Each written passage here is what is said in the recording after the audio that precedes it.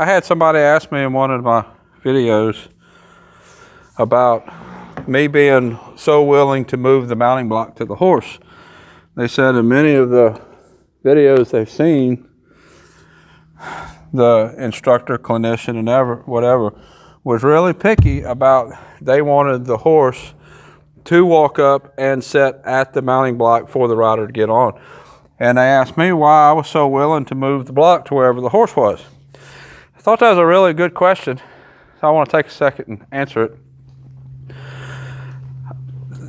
Most of the horses that I ride, they're either horses that I'm starting and I'm bringing up, I'm going to show in some sort of way, or horses that the owner at least wants that kind of handle on them. So I'm willing to pick that mounting block up and move it because I know if a horse doesn't want to stand by the mounting block, it's not the mounting block that's the issue. I know it's anxiety about the rider mounting that's the issue. So if I force the horse, if the mounting block is here, and I force that horse to stand by the mounting block, I'm just building that anxiety that the horse has about the rider getting on. And if I don't make a big deal about that anxiety, I move the mounting block, I get on the horse, and I work this horse to the point where it's comfortable being ridden, which this horse generally is. Then the anxiety about not wanting to stand by the mounting block is just going to go away. There's no sense in me spending training time fixing the horse standing by the mounting block when I know that problem is going to go away down the road anyways. If I'm going to teach that horse to park at the mounting block, I'm wasting time. I'm wasting the owner's money. I'm wasting training time where I could be doing something more productive, getting the horse used to being ridden so that standing at the mounting block's a non-issue. A good trainer should know what to work on when and what to ignore when, because certain problems are just going to go away on their own when certain things happen. When the horse gets used to being mounted, when it gets used to being ridden, stress about standing mounting blocks just can go away.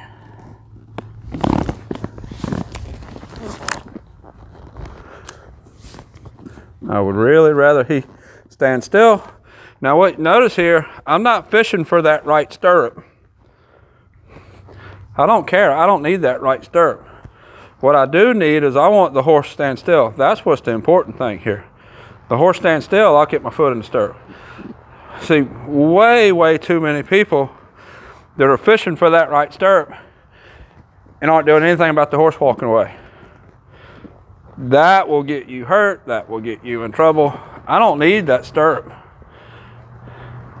He's trying to circle back around to go in the barn.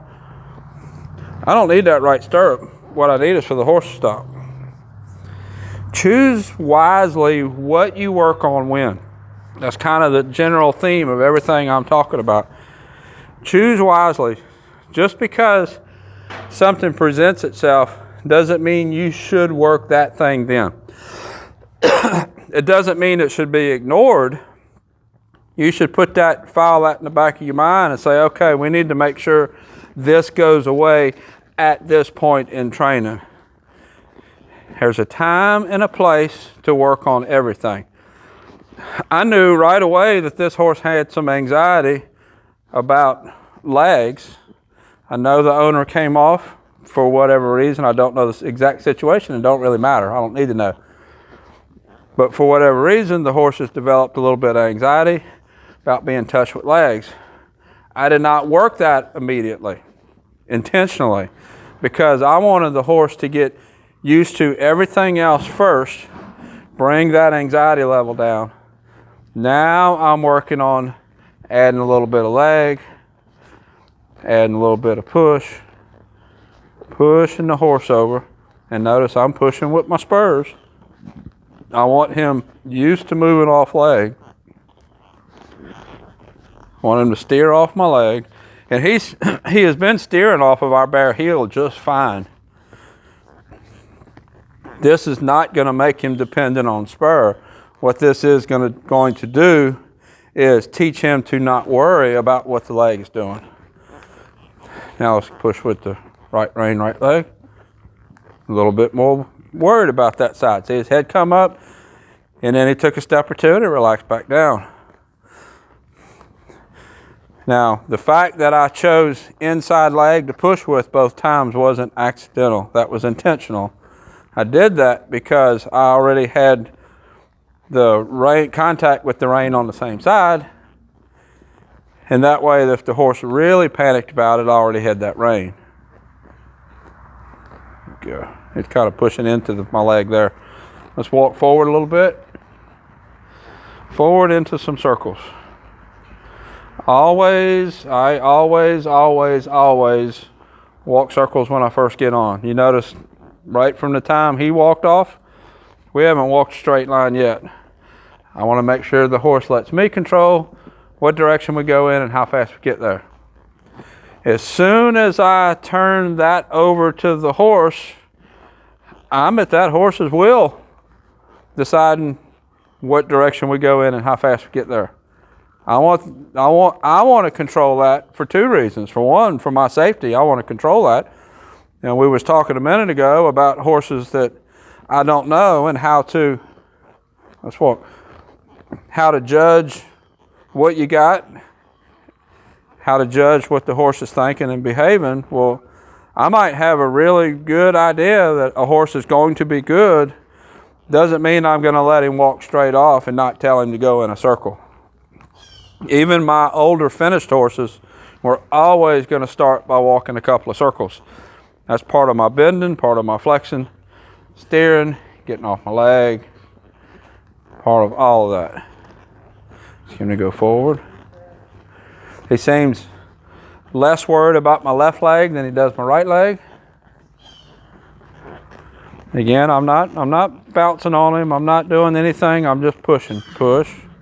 Push. I did a video recently about how to apply spur. And that's what I'm doing. I'm just pushing. Just push your leg, push shoulders over. Right here by the girth. Now let's go ahead and let's walk forward a little bit.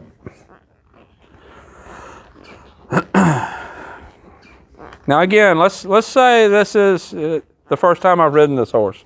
We've been on him a good bit, but let's say this is the first time. And I don't know what to expect of this horse. If you're in a situation where you're riding a horse that hasn't been ridden in a while, or you might be riding a horse that you've never ridden before. First of all, I always start with circles. And I always push with my legs. I'm never gonna hold my legs off of a horse.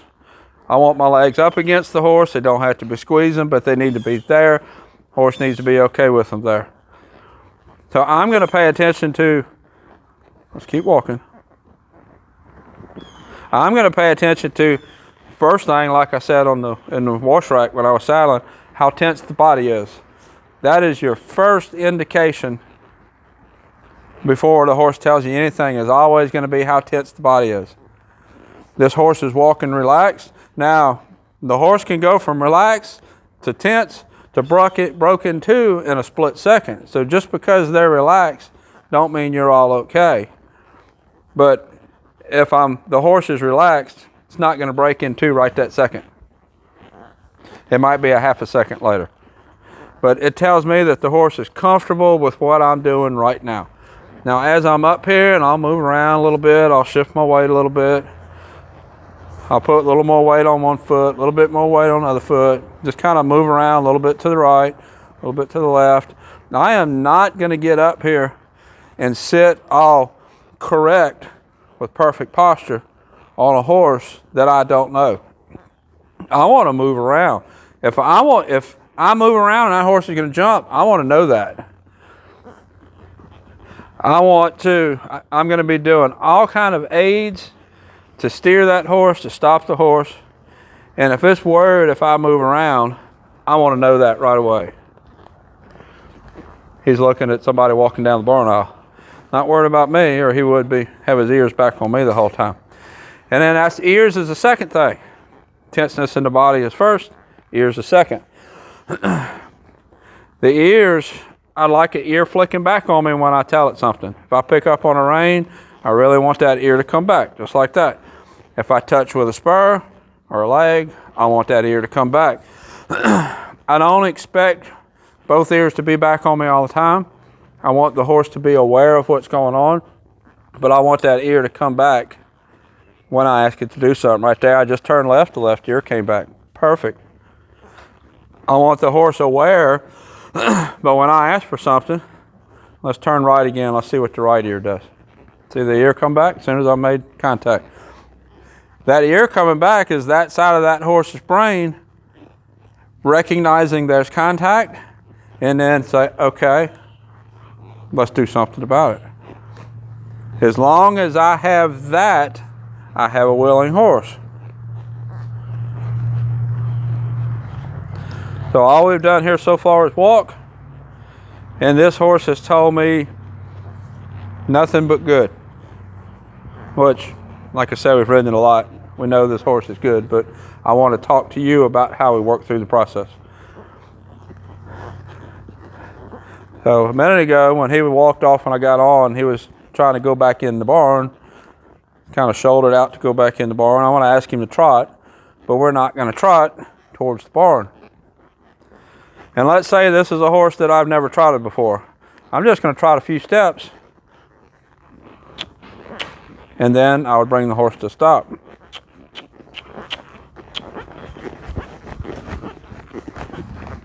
I want to know I can ask the horse to trot. I want to know I can ask it to stop. Let's do it again.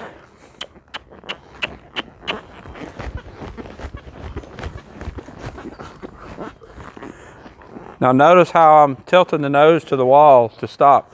I'm not pulling back with both hands. Real important there, training wise.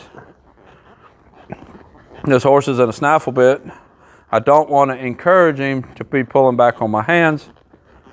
I will be bridling him up soon, but before I can accomplish that, I need him to be a little bit more confident in my legs. Let's try it again. We're going to trot further this time.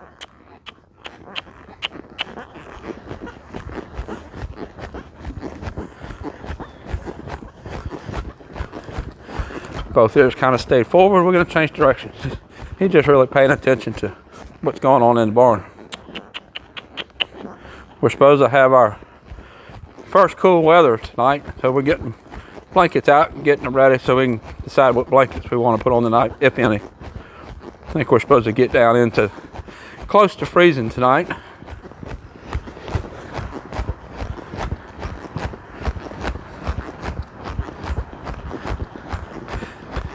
I'm not huge about blanketing horses, and the problem that we have about blanketing in our part of the country, so even though I said temperature might get down close to freezing tonight, well it might, I haven't looked at the forecast, I don't know. At sunset it might be 55, 58 degrees. Might be too warm to put a blanket on.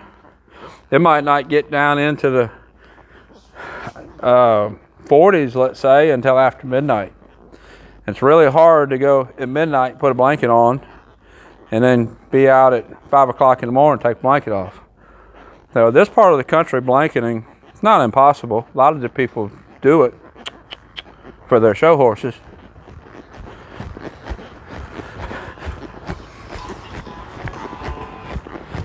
But for us, when we show cow horse, we show versatility ranch horse. It's not as important that our horses are slicked off. And also, I really want the horse to have a little bit more normal life. I want it to grow a winter coat. I want it to grow a summer coat. Now, I will blanket my older horses before I blanket anything else, just so they don't have to work so hard to keep their body temperature up. Most of the show horses in training, and even some of the show horses, don't get blanketed at all, except if they're out in the cold rain or to keep them clean before we go to a show. So I'm using my spurs on him, not hard, just kind of pushing here and there, telling him to do something. Here, a little bit of left spur, go left. Just a little touch. And all I'm trying to do here is gain his confidence in my spurs. Everything that we've done with the horse since he came in has been geared towards gaining his confidence. This is a really nice horse, but he just lacked a little confidence, and I think that probably come about when whatever happened when his owner came off of him. It's not unusual at all for a horse that really wants to be good and something like that happen, and then they get scared and you have to kind of back up and redo something, get their confidence up. So I'm just trotting around here, asking him to steer, getting him off my legs. I haven't really done much rounding with him as far as getting his nose to come in. I'm not going to do that until I get a little bit more confidence in my legs.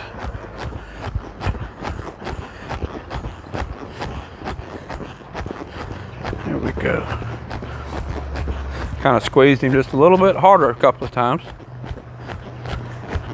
And he reacted really nice. He lowered his pole, brought his chin in, pushed forward with the back end. Really nice answer there.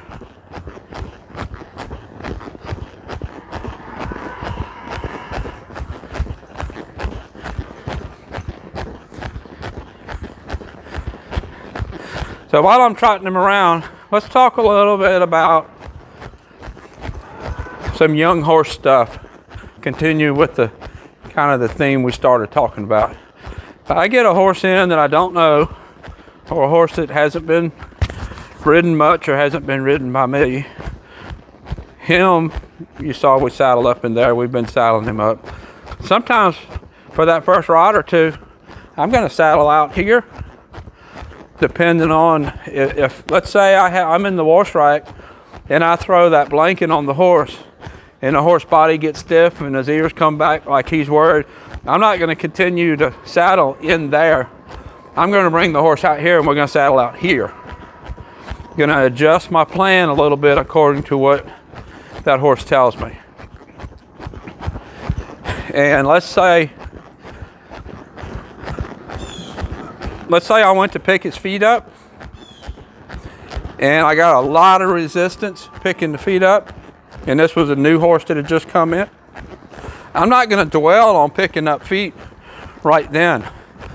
I'm going to get that horse working for me a little bit, either lunging, riding, whatever stage that horse is in, and then I'm going to address the feet. I'm not going to address the feet when I don't have a rapport with the horse. For that horse to pick his feet up, he has to really trust you and trust what you're doing and trust your leadership. If you don't have leadership, one of the first places that generally shows is in picking the feet up. It can show in other places also, but it's just about always going to show there, because you pick a foot up and you're making that horse really vulnerable. And another thing is, if that horse is worried about the cross ties in my wash rack, I'm not going to start tying them until after I've worked. I'd bring them out here, saddle them, work them out here, and then tie them afterwards, after they're worked, when they're more likely to stand tied. You have to be smart about how you do things, and you have to be able to adjust. Just because a finish horse, you bring it in a wash rack, put it in ties or tie, however you do it, cross ties or tie it to a post or whatever, and saddle up. Just because that's your routine with a finish horse don't mean that needs to be your routine to start with. Horses don't start that way. You need to look at what you have and adjust to what you have with every horse. And people need to work on their skills doing that. So many people, and it's obvious from the comments I get. If people realized, I know people are watching the videos to learn, and I have so much respect for everybody who's wanting to learn. That's what we're all here for, is to become better horsemen, better equestrians. And I get so many comments where people are trying to show off what they think they know and in the process reveal what they don't know. We're all here to learn to be better, and sometimes we do think we know. That's part of the process. It's kind of like you don't know what you don't know, and you have to get your knowledge up to a level before you even realize that you don't know what you don't know. So this is Rooster. I'll put a link up here to his other videos that I've done of him on YouTube. Facebook don't really let me do that. So if you want to see the other videos of him or any of the other horses, all the horses have their own playlist in YouTube. So until next time, thank you for watching.